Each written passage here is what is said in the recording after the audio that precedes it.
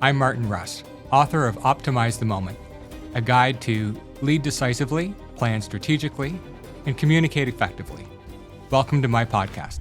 Hi, Martin. Hi, Heather. We enticed everyone to come back by letting them know that you're going to talk about next level thinking.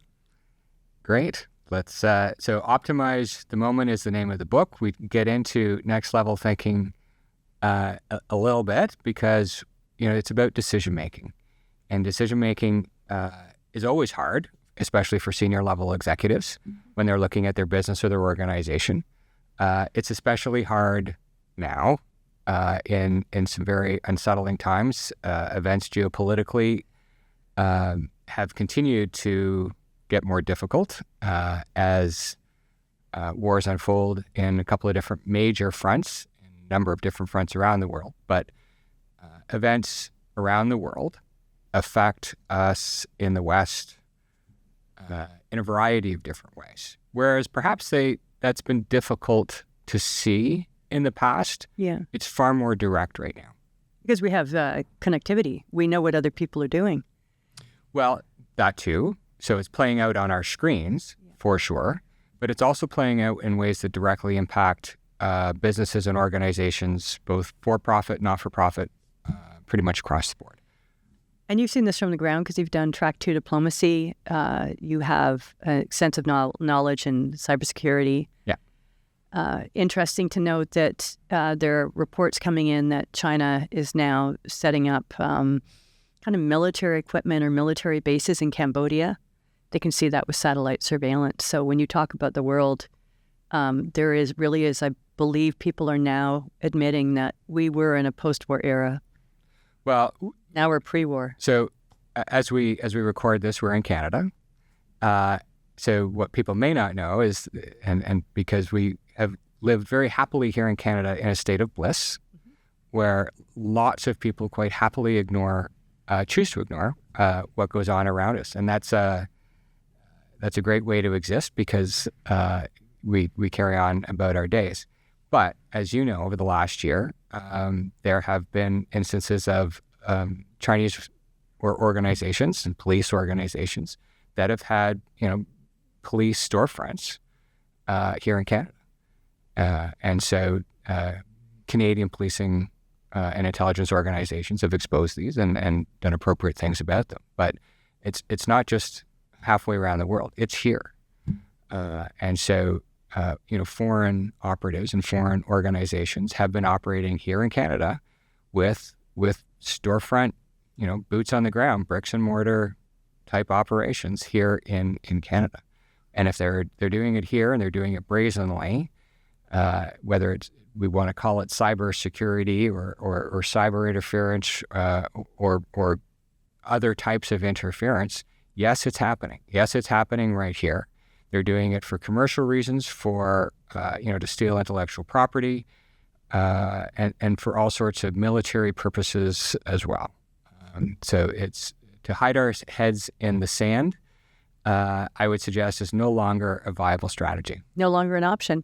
Well, as you talk about change, the far north is melting. That is now a major shipping route, and we have critical minerals. But as easy as Canadians, I feel like, our country's so big, so everything does feel far away. But we have foreign interference has been heavily adjudicated at the parliamentary level. Yeah. Well, we're not a country that has necessarily been open to, how this plays out on our TV screen, right? So the TV shows that we watch about these kinds of attacks and this kind of interference and stuff, it's all somewhere else. It's in Europe, it's in America, it's not here in Canada. The reality is, it's happening all over the world, and these threats are real. They're happening here in Canada. Even when they're happening in other parts of the world, a lot of the times they are impacting us here in Canada. So they go through Canada. So it's no longer reasonable, really, for Canadians and Canadian businesses to accept that we're insulated or isolated in any way, shape, or form. So we need to step up our game, and we need to be part of this global economy in much better and bigger ways. And listen, Canadian officials are trying their best. I don't want to give the impression that there aren't people working away at this. Of course there are, and in many ways they're playing a bit of a catch-up game, and a lot of Canadian businesses are playing catch-up games because we are behind, and they've said that publicly. But what does this mean? What's the impact? The impact is that for Canadian businesses who are trying to, keep the customers they've got, evolve and innovate and expand their businesses and evolve in a rapidly changing environment, it is yet another headwind. So, you hear of companies and organizations that are facing different types of threats and attacks that they didn't have to face before. Their supply chains are cut off because maybe the places where they used to get their materials or supplies or things are now on the wrong side of the line. They're from, that the other side of the Eastern Europe part that is no longer acceptable to get parts from and supplies from. So, or get them out. And so, things like our grocery store supply chain, the retail supply chain has improved a lot. That's got a lot better.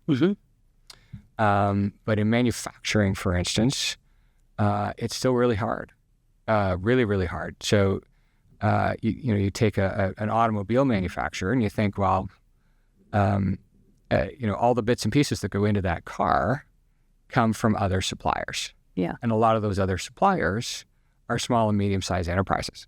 And they're trying to get bits and bobs from their suppliers in order to make, those car seats or seat belts or, all the, 6,000 parts or whatever it is that go into that vehicle. So those are the bits and pieces. I happen to have a tractor. So I had a relatively, small indiscriminate part on my tractor go recently and was told that I'm going to have to wait 6 months for it. It's, that's just the way it is. And so that comes back to when you talk about strategic planning fails. Yeah. I remember when, going to age us here, Martin, but just-in-time inventory was a whole new concept, right? And it solved a lot of problems because you didn't have to warehouse things, which, realistically drives down your cost. But the vulnerabilities really came home to roost whenever there was a conflict, and the pandemic really hit that home. And now we're seeing internal conflict with strikes, very strategic strikes. Yeah. So the friction point between, organizations that are trying to build teams, change those business models, adapt. And so they're asking staff to adapt. And so a lot of those organizations are pushing back. And so the cost of that labor is going up significantly. And so, where you get those friction points, you get things like strikes. And so strikes impact things like supply chain in very, very major ways. So all of which goes to add,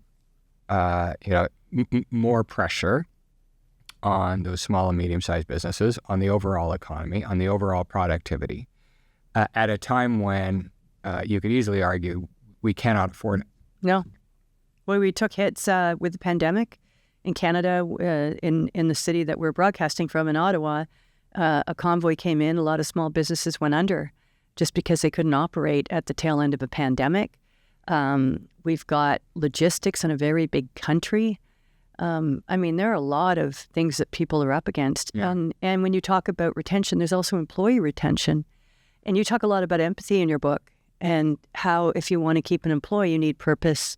You need to be mission-driven. Yeah. But you need to hear them and you have to have empathy. Which takes time and effort and resources that a lot of business leaders, tell me they just don't have time. Do you buy that? I do. Of course I do.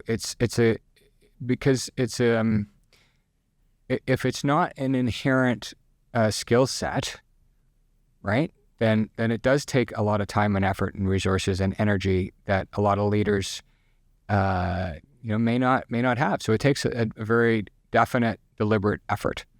Fair enough. I get that. But it is also, my argument back is to say it's a lot less time and effort and energy spent than the alternative later on when you got to clean up the mess later. So it's time well spent. It's an investment. It's well spent, right? So would you spend $10 now to make $100 later, rather than have to spend the $100 later cleaning up the mess? That's language that those leaders understand, and that's the kind of investment that it makes. So they hear you when you talk about value, the value of your employee, your current employee. But they also point to, and I think this is also true. There are kind of responsibilities on both sides. So so in 2020, the cost of casual labor was about $10 an hour. Now it's $25. That's having an outsized impact on it. 4 years, right? Yeah. That's having an enormous, right? And so as the business leader looking at that, saying, I'm now paying you, my casual laborer, 2.5 times what I was 4 or 5 years ago. I therefore have a reasonable expectation of you're going to show up on time, you're going to do the work I ask you to do, you're going to stay for the full day, you're going to work hard while you're here, right? And they're not wrong. Mm-hmm. Those are reasonable expectations. So both things can be right. So both of those things are right. Yeah. So by all means, have empathy, listen to those people. Like how much more, the leader says to me, how much more am I expected to give? Right? When my reasonable expectation is for the person to show up, do the job they're asked to do, and stay for the full day. Is that too much to ask? Well, you have a solution. I agree. I mean, I think people were undervalued. I mean, salaries flatlined in this country for a long time, and the way that people grew their wealth was through real estate or other means. And we've had a reckoning on that. So it's an interesting flip. And it sounds like some of the people you've talked to have adjusted. I'm talking about sort of those small and medium-sized businesses, the people who hire the vast majority of, right? Yes. And those, casual labor and entry-level folks are where they're really paying the price. Yeah. And so if what they're paying has gone up, I think they have a reasonable expectation that people are also going to contribute. Yes. By showing up, working, and staying for. Well, there's no question that's what they're hired to do. Apparently, that's really hard. The surveys all show that for somehow those small and medium-sized business leaders should not have that expectation. There's something like a 30 or 35% expectation that those employees don't do that. That they don't show up. They certainly don't show up on time, and they don't stay for a full day. It's a surprising percentage. There is a great story on this at a larger scale with Parks Canada. This last week, they were reporting the number of people who were supposed to take care of public places. AWOL, not there. Yeah. So taxpayers' money going out and employees not doing their job. So you're absolutely right. And there are some major organizations and airlines that are reporting similar kind of numbers among some very senior people and pilots that have a very hard time, and flight attendants that have a very hard time getting people to show up to work. It's crippling, isn't it? And it's absolutely crippling. What's your solution for that? So is it building teams as well? Redefining the mission so they have buy-in? Because WestJet did a good... I mean, there's also a movement to employee ownership. So I think there's two sides to this. I think one is, by all means, leaders need to have empathy. They need to listen. They need to understand. They need to build the teams of people who are going to do the job. All of those things that I talk about in the book. The other side of that equation is leaders have every reasonable expectation that people are going to do the jobs that they're asked to do, or they're gone. Yeah. Fair. So either you're going to be on the team, or you are no longer on the team. Yeah. And we do have to get past this point of coddling people on the team just to keep them on the team, right? This participation award business needs to go. Yeah. And I think we're past that. I think sounds like we're coming out of the woods on it. We need to come out of the woods on that, and leaders need to be allowed to lead and make decisions and say, okay, you're on the team. This is my team. This is the team I'm going to go forward with. And if you're not on the team, right? Then you need to leave. And we're seeing some of that among some of the organizations where, John Deere recently came out and said they're getting rid of DEI hiring, and they're just going to hire people based on merit, and they're going to move forward. And if you don't like it, sorry, too bad. We're going to move forward. We are confident we can hire people based on the fact that they're just the best people for the job, period, and move forward.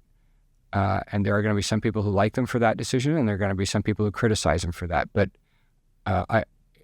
there are some organizations who I think are coming out of the woods on this, trying to be trendy. And I'm not saying diversity and equity hiring is trendy, but to some extent it has been a movement, absolutely with its merit, but where that pendulum has swung too far the other way,